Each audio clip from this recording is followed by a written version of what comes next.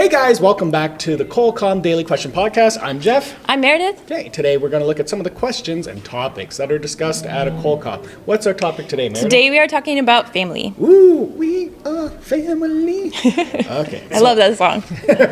I got all my sisters. Yeah. I think that, and then we everybody dance. Okay. Well, our first question is: how would you describe the role of a family in shaping an individual's identity? That's a big question, right? Yeah. I think that the amount of, care that they give to them, what kind of choices they let them make in their education, and how much.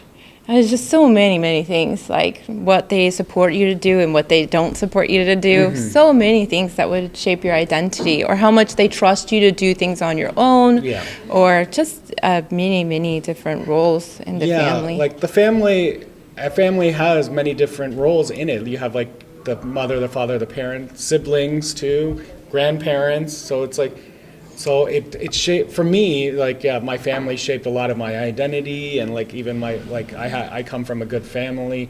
Like we struggled, but we never really we still survived, but because we had each other and doing a lot of family events, and we were very supportive. Me and my sister were always at each other's throats when we were kids. Oh, really? But then once we went away to school, and when we just became friends, we just buried the hatchet and became friends. That's awesome. Yeah.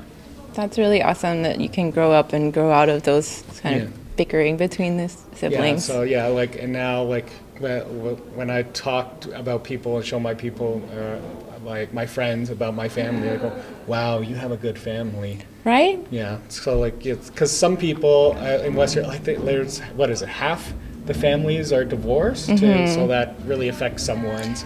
But, people always deal with divorce in different ways. Yeah. Like some families kind of still stay together for the children, even through the divorce, and some are not as easy. Yeah. So it's not like, if they're from divorce, they're just completely ruined or like broken family. There's just so many ways of dealing with that. And I don't think it's like a stigma. Yeah. Because that's just things that are happening, and it has nothing to do with the child. Right. And just many things happening in our lives that put us together and take us apart. Yeah, so I think, family, is very important to shape someone's identity, because if they have good experience or bad experiences, that those experiences are still going to affect them as they go through their life in the future. Right, and that's a big, solid 18 years of life that's completely engulfed in family life. Okay, can you read number 2?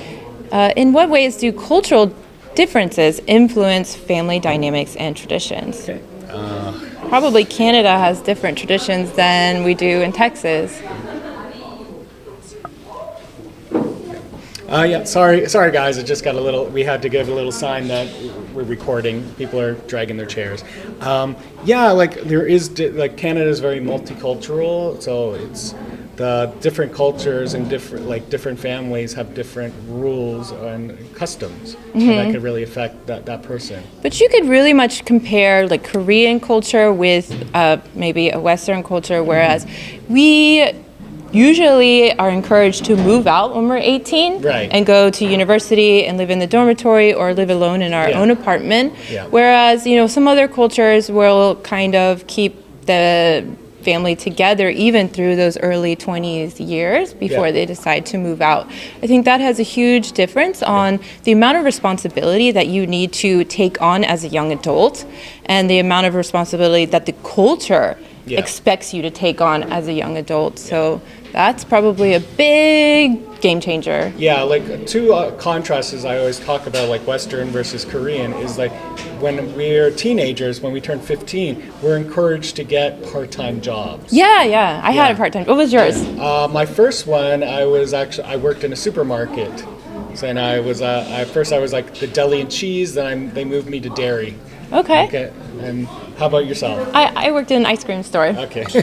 Part-time jobs are encouraged, and it's that's something. But I also wonder if it maybe is our our parents' generation that really encourages jobs, because my mom used to say, the sooner you start to learn to make money, the more successful you will be in your future, because you have that experience, that work experience going on. So they're really concerned about the length of your work experience versus...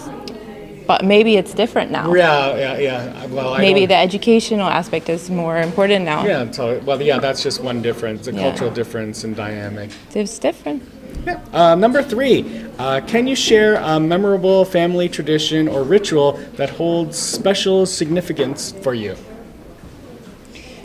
I think any kind of big holiday is really important, like Christmas, Easter. Now I have a new family. My husband's Persian. We do Nowruz, and we have different kinds of foods that we eat together. Okay. And we do a souffle, which is where you put different like mirrors and things on the table to celebrate spring coming. I enjoy Easter. We like to get together with our family and eat together and do different activities together, like finding Easter eggs and doing things like that. So yeah. This is one that so Christmas. I have a significant memory for Christmas. We would have Christmas dinner, obviously together. It would be like a Christmas ham.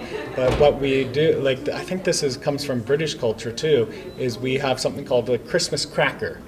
What's that? So it's almost like it looks like a giant like piece of candy, but then you pull both end of it and it makes a snap like a fire. Okay. Like a whippersnapper or a fire does crack. The tiny one. No, it's a big one. It's about 30 centimeters long. Okay. But then inside there's a paper crown. So we all have Christmas dinner and we're wearing a paper crown. Well, that sounds so fun. And then there's a toy and a fortune and a joke inside too. Oh, really? Yeah. So it's. I thought I've looked on coupon to like, hey, I want to get them, and like a box like in Canada it's like only like maybe $8 for that. Well, to get that on coupon here, I think it was like $55 for 10 of those, and I'm like going, no, thank you. I bet your mom could send you some. Yeah, well. Or you can make some paper crowns. Yeah, she always sends me a Christmas box, and then inside there's actually a Christmas chocolate we often have called After 8 Mints. So those little green ones? Yeah, kind of. Yeah, that's like a square. It's almost like a square shape peppermint chocolate, like York peppermint patty. But smaller. Yeah, so I love those. I just take that and I actually go to my Canadian bar and I give those out on Christmas time, and all the Canadians. Oh, that's a Canadian thing. Yeah, that's I guess cool. So. Yeah. I loved opening the presents when I was a kid and just waiting for Christmas to come, and we would make cookies and I would not go to sleep and see if Santa was coming. Okay, number 4, how do family relationships evolve over time, especially in different life stages? Well, I said that me and my sister, when we were kids, were always at each other's throat, we're always fighting, but then once we went away to school, we left our house, we became good friends, we chat. Like we just buried the hatchet, and now we don't care about fighting at all. That's great. Yeah, I think my relationship with my mom has changed over the time, just sort of you kind of want to find your independence at some point, and then at one point you want to be their friend. Yeah. And you want to be part of their life as in a friendly way. So I think when you grow up, you feel more sort of on the same level with your parents, even though you're not. So in a lot of ways, that parental relationship changes. You too? Yeah. Like another thing that was like always as a kid, my parents would say, "Don't curse, use foul language." But now, like that I'm an adult, you can use it now. I can use it. My mom uses it with me. Yeah, it's funny. Yeah. Okay. Can you read number 5? In what ways do you think technology has impacted family relationships in today's digital age? Right. Well, you can live in Korea and you can still have a face-to-face conversation with any of your family members. That's a huge improvement over email. Yeah. So you only used to be able to like call. You had to get like a long distance calling card, and now you could just do everything over the internet. Right. So we could chat.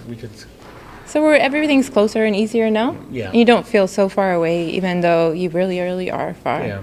right? I mean, yeah, like my sister's now is doing a ice skating tournament in Italy, but she's been uploading pictures through her whole thing, so we could see that she's like healthy. Everything's going wonderful for her. You get every kind of play and every important detail. You get to more experience it than just hear about it. Yeah. And you forget a lot of things, so it's easy to be able to see it firsthand in that way. That's so exciting.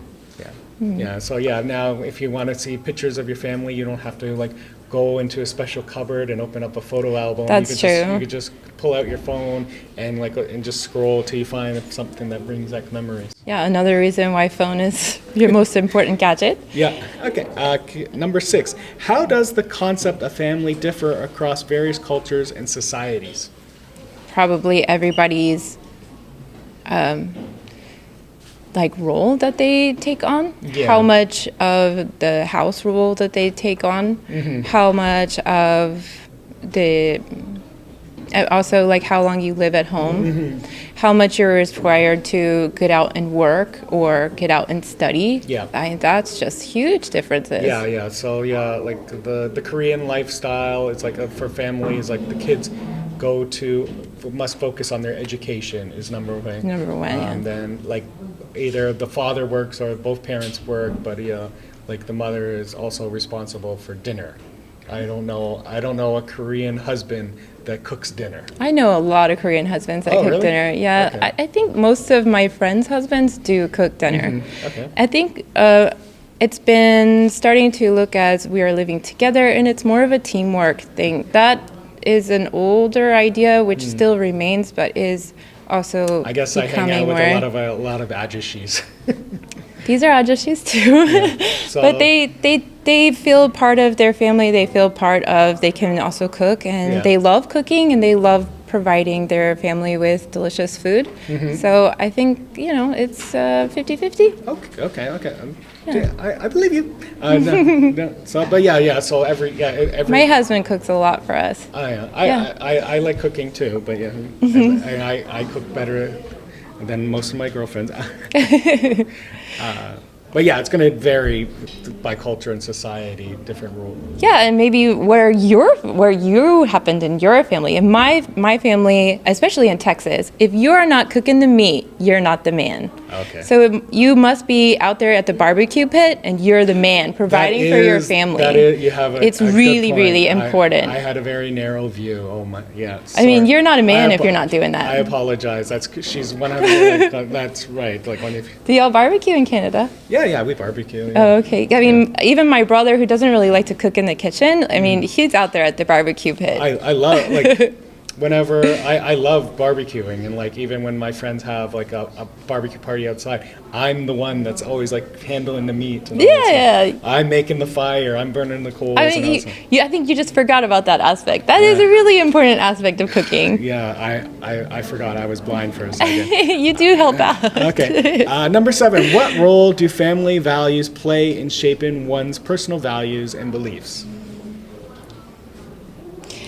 So, I mean, again, that would be about education, or just seeing the role that your mom plays, the role that your dad plays, and your expected role to fulfill your family's happiness, wishes, and desires. I mean, like there's the Korean expression, like 아빠 그 아들 and like 그 엄마 그 딸. It's like on like mother like father, like father like son, like mother like daughter. Kind of like, so the way that the parent behaves, the child's obviously going to mimic that. Yeah. I mean, it's just like a mirror. Yeah. What you give, you get. Yeah.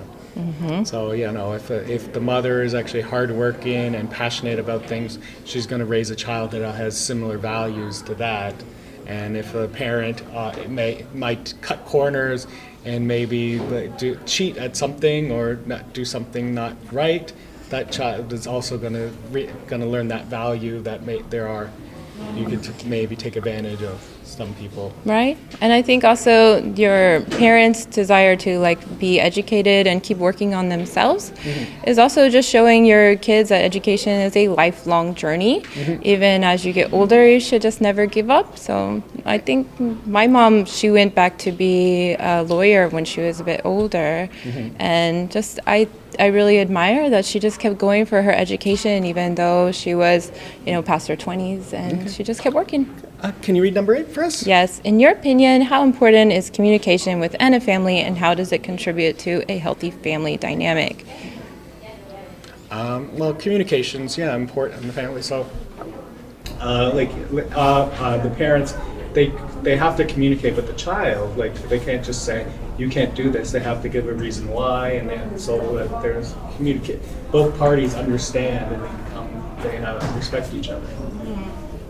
I think that you should feel that your family is a safe place where you can share your hardships or share things that you are having good time or bad time in your life, but that you have a safe sort of refuge to come to share those things. Right. And you don't need to hide it or bottle it up, but you're welcomed. And I think that's a really important part. Yeah, like your household is your sanctuary, should be the safest place. So communicate. If you can have strong communication with all the members inside that one house, that also makes a stronger family.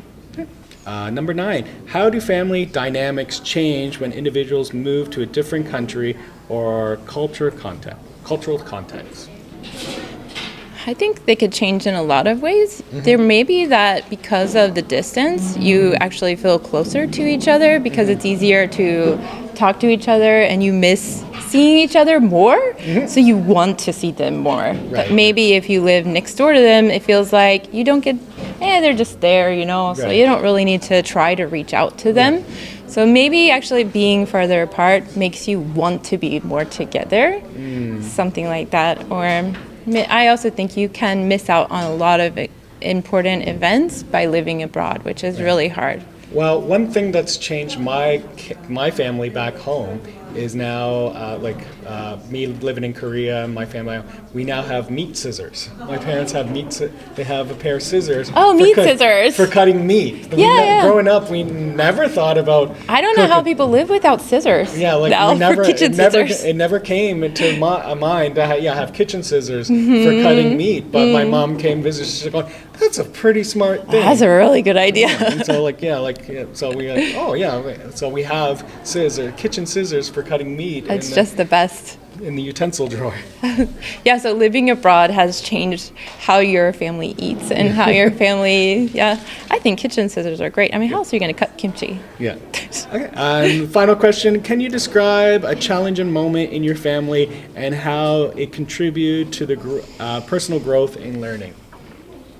Well, as you know or don't know, I have 3 kids, so being able to just power through every single day and come to everybody with this kind of like kind and understanding emotion to put everybody together is a struggle that I come with every single day to my family, but it's really important for other people to feel that they're heard and feel that they're, respected. And just trying to be really listening to people and not, assuming a blame or some situation, many things.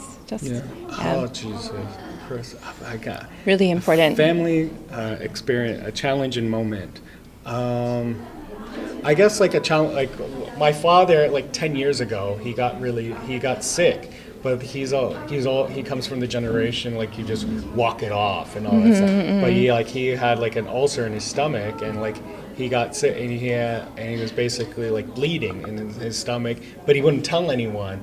And then just like one day my mom was like, "Well, you look very pale," and like went to the hospital.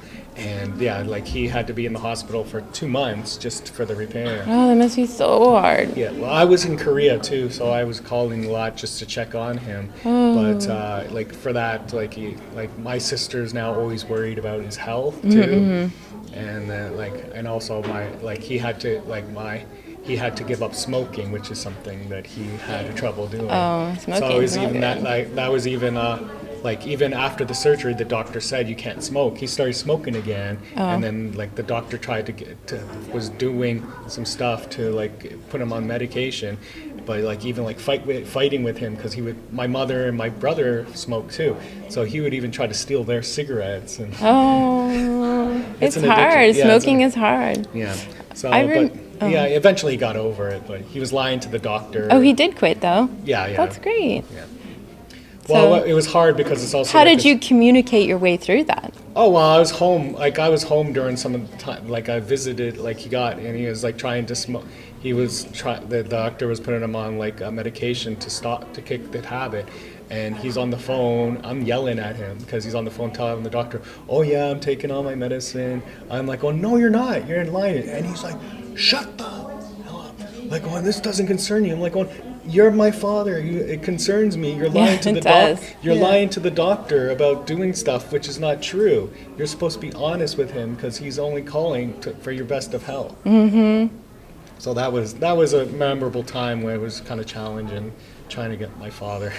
Because we were trying to make sure my father would be healthy, and he was kind of resisting. Yeah, that is. Wow, that's really hard. It's something, that comes to mind. I remember when my family, new family now, because I have a new family. You have like your home family, right? Yeah. And you have your new family. So one time I got in a car accident. Yep. And I straight called my husband, and I thought he was going to get mad at me. Mm-hmm. Right, you have to wreck the car. But he said, "Are you okay?" Yeah. And I will come to help you. And I think that just having a word in this together, I'm here to help you sort of vibe in the family is so important. Yeah, You're not in trouble in the family. That's the thing. You should never feel like you're in trouble with the family. You should feel like you've got somebody got your back, you know, right, looking out for your health. Good. Well, anyways, that concludes the topic of family. Thank you guys for tuning in. If you want to learn more about colcoms near you, you could just search colcom on Instagram. I've been Jeff. I'm Meredith. Bye-bye. Bye-bye.